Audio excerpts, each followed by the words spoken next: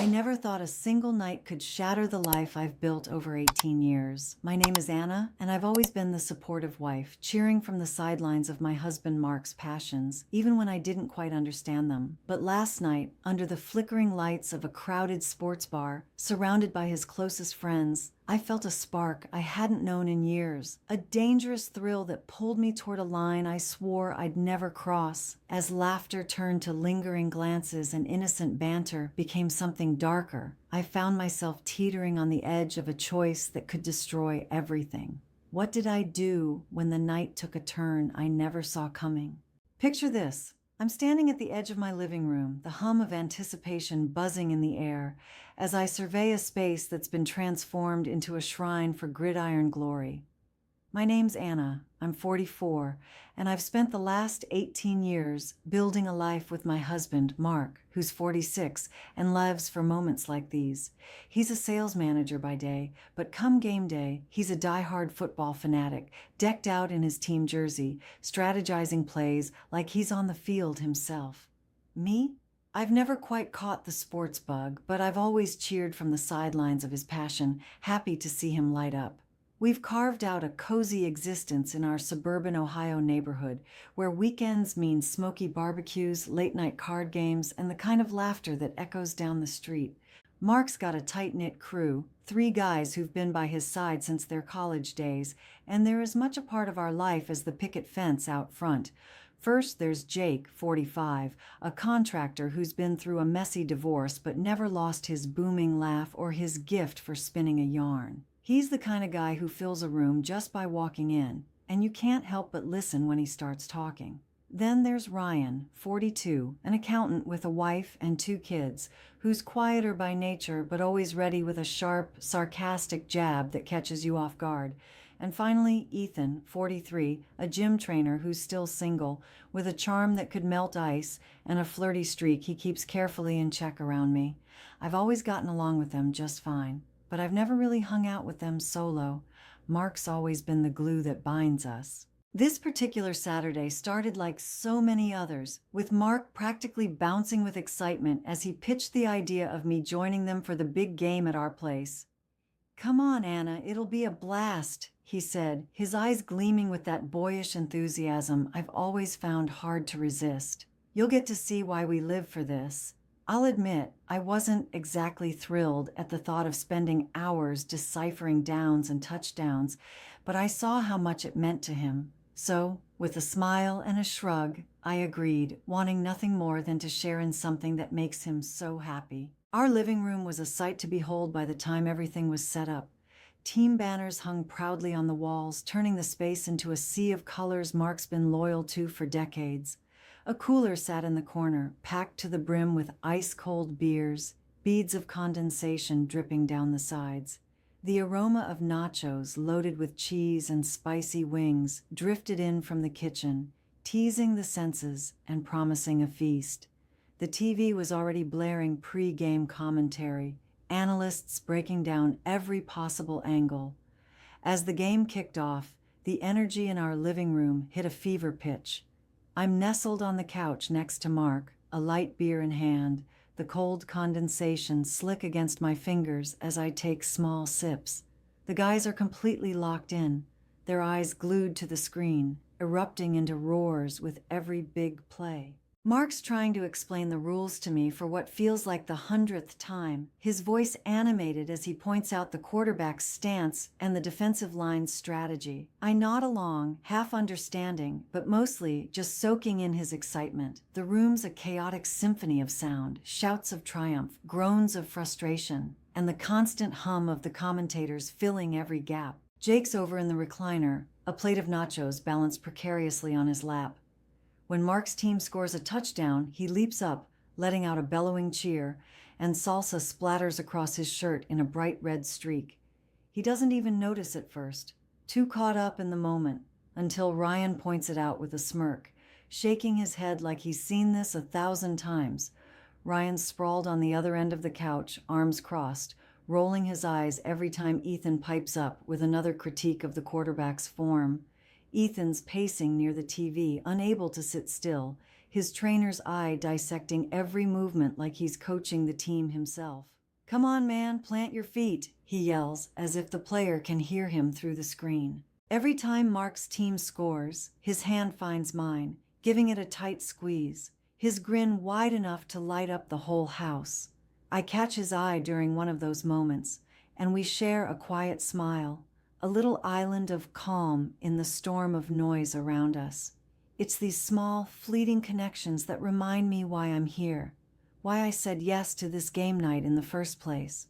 I'm not just watching football, I'm watching Mark come alive, and that's worth every confusing play I don't quite get.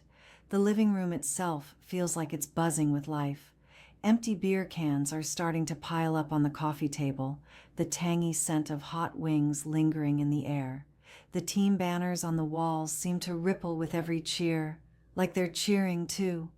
I'm starting to feel the rhythm of the game, even if I don't know all the ins and outs, and I'm laughing along with the guys' banter, letting myself get swept up in the tide of their enthusiasm. About an hour in, during a commercial break, Mark's phone starts buzzing on the armrest, the vibration cutting through the chatter. He glances at it, and I see his face tighten, his jaw clenching in a way that tells me something's off. He picks it up, scrolling through the messages, his brow furrowing deeper with every swipe. After a moment, he leans over, his voice low, and says we need to talk for a second. I can feel the shift in his tone, the weight of whatever's on his mind, pulling him away from the game's excitement. He tells me there's an emergency at work, some big client issue that can't wait, and he's got to head out to deal with it. I'm caught off guard, a little disappointed, but I nod, telling him to go handle what he needs to. He gives me a quick kiss on the forehead, promises he'll be back as soon as he can, and just like that, he's out the door, leaving me with the guys and the roar of the game still echoing through the room. I settle back onto the couch, trying to focus on the screen, but something feels different now. The energy in the room isn't quite the same without Mark's larger-than-life presence anchoring us. The guys are still into the game, shouting at every play, but I can't shake this subtle awareness that I'm the only woman here now, surrounded by a group of men I've always seen through the lens of Mark's friendship. It's a fleeting thought, though, and I brush it off as ridiculous. These are Mark's best friends, people I've known for years. I'm just overthinking things. As halftime approaches, Jake claps his hands together, his voice booming over the TV. He suggests we take the party on the road, head to a nearby sports bar to catch the second half on a bigger screen with a livelier crowd. Ryan chimes in, saying it'll be a nice change of pace, and Ethan gives me a quick, easy smile, adding that it'd be fun to keep the night going. I hesitate for a moment, my instincts telling me to just stay put and wait for Mark. But then I think, why not? It's just a bar, just a game, a harmless way to kill time until he's back. So I agree, grabbing my jacket as we pile out of the house and into the cool night air. The sports bar is only a few blocks away, but stepping inside feels like entering a different world. The lighting is dim, casting long shadows across the scuffed wooden floors, and the air is thick with the scent of fried food and spilled beer. The roar of other football fans hits me like a wave, their cheers and groans blending into a constant rumble that vibrates through the sticky tables where we settle in. We order a fresh round of drinks, the cold glass of my beer slick in my hand, and I take a long sip, trying to shake off that lingering unease from earlier. The giant screens above the bar are blasting the game, and the guys dive right back into their commentary, their voices loud to compete with the crowd. As the night wears on, I can feel the alcohol starting to work its magic. My shoulders loosen, my laughs come easier, louder, echoing over the noise around us. I'm more relaxed than I've been in a while, letting myself get caught up in the energy of the place, and I start to notice something else. The guys are paying me more attention than they ever have before. Jake leans over at one point, his grin wide, and tells me I've got a killer sense of humor, that I'm keeping up with their banter better than most. Ryan teases me about my hidden football knowledge, saying I've been holding out on them with how much I've picked up tonight. And Ethan's glances aren't so subtle anymore. His eyes linger a little too long, and there's a warmth in them that feels far from innocent. I'd be lying if I said I didn't notice it, or if I said I didn't like it. It's been years since I've felt this kind of attention, this kind of spark. Mark's been so busy with work lately, always on the road or buried in his laptop, that I've almost forgotten what it feels like to be seen this way. There's a part of me, a quiet, nagging voice, that knows I should keep things friendly, draw a clear line in the sand. But there's another part, louder in this moment, that's drawn to the thrill of it all. I catch myself leaning into the flirtation. It's getting late now, well past midnight, and the sports bar is starting to empty out. The once deafening roar of the crowd has dulled to a low murmur, with only a few stragglers nursing their drinks at the counter. The four of us, Jake, Ryan, Ethan, and me, are tucked away in a corner booth, far from any curious glances. The dim light overhead casts flickering shadows across our faces, making the moment feel almost secretive, like we're hiding from the world.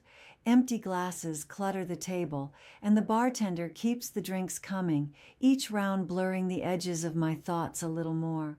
I'm dizzy, and it's not just the alcohol swirling in my system. There's an electric charge in the air, a tension so thick I can almost taste it, wrapping around us like a heavy fog. Ethan's sitting close, closer than he needs to be, his arm draped casually over my shoulder. His touch is warm, grounding in a way that sends a shiver down my spine, and I don't pull away. Jake, across from me, leans forward with that bold, unfiltered grin of his voice low and teasing, as he says I'm way too good to be tied down to just one guy. His words hang there, heavy with implication, and I feel my cheeks flush, a nervous laugh escaping before I can stop it. Ryan, who's usually the quiet one, the guy who keeps his cards close to his chest, isn't saying much, but his eyes are locked on mine. There's something in his gaze, something intense and unspoken, that speaks louder than any words could. It's a look that strips away pretense, and it makes my stomach twist in a way I can't quite name. My mind is racing, a chaotic storm of conflicting thoughts. One voice, sharp and insistent, screams at me to get out of here, to call a cab and go home before I cross a line I can't uncross. It's the sensible part of me, the part that remembers my life with Mark, the promises we've made, the years we've built together. But there's another voice, softer, more seductive, whispering that I deserve this excitement, this rush of feeling alive in a way I haven't in so long. It's intoxicating, this forbidden pull, and I'm caught in its current, unable to decide which way to swim. Every sip of my drink, every lingering glance from the guys, drags me deeper into the undertow. I need a moment to breathe, to think. So I mumble an excuse about needing the restroom and slide out of the booth. My legs feel unsteady as I make my way across the bar, the sticky floor clinging to my shoes with every step. In the harsh fluorescent light of the bathroom, I brace myself against the sink and stare into the mirror. My reflection looks back at me, eyes wide and conflicted, a mix of guilt and raw desire painted across my face. My hair's a little messy, my cheeks flushed from the drinks and the heat of the night. I barely recognize myself in this moment, caught between who I am and who I might be if I let go. My hands tremble as I pull out my phone and text Mark, just a quick message to check in, to see if he's on his way home. I tell myself it's a lifeline, a chance to snap out of this haze. His reply comes fast, but it's short, clipped. He's still tied up in that meeting, won't be back for hours. The words hit me like a punch, a sinking feeling settling deep in my chest. He's not here, not coming to pull me back from the edge I'm teetering on. I should take this as a sign, a wake-up call to end the night right here. I should tell the guys I'm tired, that I need to head home alone. But instead, I splash cold water on my face, take a deep breath, and force a smile in the mirror. It's a flimsy mask, but it's enough to convince myself to keep going. I walk back to the booth, my heart thudding louder with every step, and slide back into my seat. The guys look up, their expressions still carrying that same charged intensity, and I feel the air shift again, heavier now, like a storm about to break. I'm back in the booth, my pulse racing, the alcohol buzzing through my veins as I try to act like everything's normal. But it's not. I can feel it in the way Ethan's knee brushes against mine under the table, deliberate and lingering. I can sense it in Jake's low chuckle, the kind that promises trouble, and in Ryan's quiet, piercing stare that seems to see right through me. I'm in deep, and I know it, but I can't seem to find the strength to pull myself out. We decide to leave the bar not long after, the night air hitting my face like a slap as we stumble out into the quiet street. The world feels muted compared to the chaos of the bar, but the tension between us is louder than ever. I suggest we head back to my place, our place, mine and Mark's, telling myself it's just to wind down, maybe have one last drink before calling it a night. But deep down, I know that's a lie.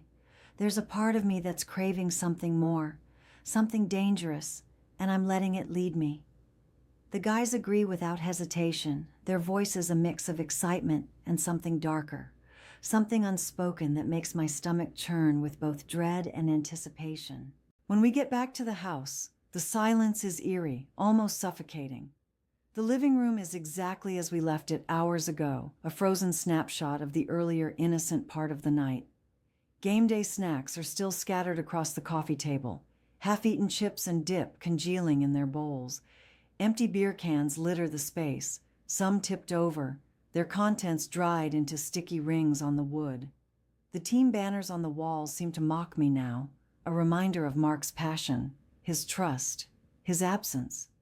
The TV is off, the silence amplifying every creak of the floorboards as we stumble inside, our footsteps uneven from the drinks. I mumble something about making coffee to sober us up, a weak attempt to regain control of the situation, but no one's interested. Instead, Ethan pulls a bottle of whiskey from his jacket, the amber liquid glinting in the dim light as he unscrews the cap with a grin. We pass it around, sitting too close on the couch, our thighs brushing, the heat of our bodies mingling in a way that feels far too intimate. The whiskey burns down my throat, sharp and bitter, but it's nothing compared to the fire building inside me. I'm hyper-aware of every movement, every glance. Jake's hand rests on the back of the couch, just inches from my shoulder, his fingers twitching like he's itching to close the gap. Ryan's sitting on my other side, his usually reserved demeanor replaced by something raw, something hungry that I can feel without even looking at him. Ethan's across from me on the ottoman, his eyes locked on mine as he takes a slow sip from the bottle, his gaze so intense it feels like a physical touch. My heart's pounding so hard I'm sure they can hear it, and I'm caught in this moment, teetering on the edge of something I know I shouldn't want, but can't seem to resist. Then it happens. Jake leans in without warning, his breath hot against my cheek, and before I can process what's happening, his lips are on mine. It's rough, urgent, tasting of whiskey and recklessness, and for a split second, I freeze.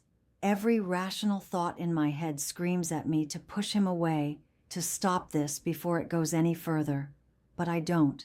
Instead, I melt into it, kissing him back with a desperation I didn't know I had in me. The room seems to tilt, the edges of reality blurring as I lose myself in the heat of it. I can feel the others watching at first, their silence heavy, charged with something I can't name. Then one by one they join in, hands and whispers pulling me deeper into the haze. It's like I'm outside my own body, watching this unfold, powerless to stop it even as every nerve. It's the early morning hours now, and the house feels like a tomb, suffocating in its stillness after the storm of last night.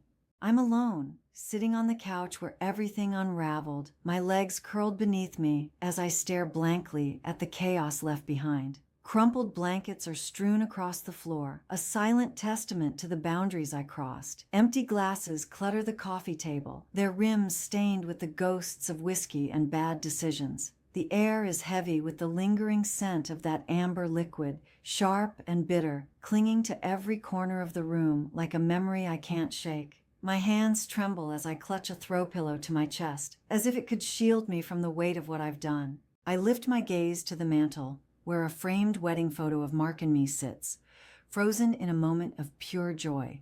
We're laughing in that picture, my head tilted back, his arm around my waist, the sun setting behind us in a golden glow.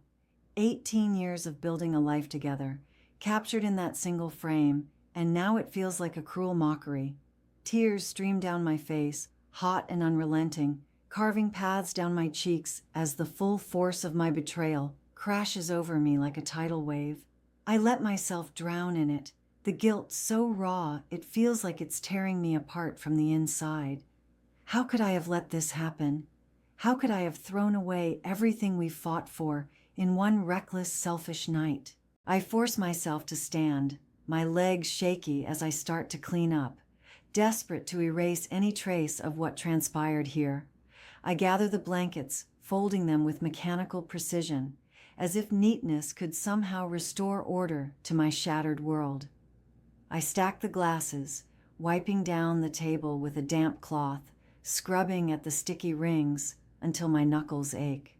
I open a window, hoping the cool dawn air will sweep away the stale scent of whiskey and regret. But it's no use. The evidence might disappear, but the truth is etched into me, a permanent mark I can't scrub clean. Every movement feels futile, like I'm trying to outrun a shadow that's part of me now. I catch my reflection in the glass of the window, pale, hollow-eyed, a stranger staring back, and I have to look away before I break completely. The first hints of sunrise are creeping over the horizon, painting the sky in shades of gray and muted gold, when I hear the faint crunch of tires on the driveway. My stomach lurches, a sickening twist of dread, as I realize Mark is home. I freeze, my heart hammering against my ribs, every nerve on edge as I brace myself for his return. The sound of his car door shutting feels like a gunshot in the quiet, each step he takes toward the house echoing louder in my mind. I rush to the mirror by the entryway, wiping at my tear-streaked face, trying to smooth my tangled hair, anything to hide the wreckage I've become. I force my lips into a smile, but it's brittle, a fragile mask that threatens to crack at the slightest touch. The front door opens, and there he is, Mark, my rock, my constant, looking worn out from his long night of dealing with work crises. His tie is loosened, his eyes heavy with exhaustion, but he manages a small, tired smile when he sees me. "Hey, babe," he says, his voice rough but warm, as he drops his bag by the door. "Sorry I was gone so long. How was your night?" The question hangs in the air, innocent and unsuspecting, and it cuts through me like a blade. I swallow hard, the lie clawing its way up my throat before I can stop it. "It was fine," I say, my voice thinner than I mean it to be. "Just a quiet evening after the game. Nothing much." The words taste like ash, bitter and choking, but I hold his gaze, praying he doesn't see the truth flickering behind my eyes. He nods, accepting my answer without a second thought, and heads toward the kitchen, mumbling something about needing coffee. I watch him go, rooted to the spot, the pain. Don't forget to subscribe, like, and comment if you enjoyed this story. This will help us create more engaging stories for you.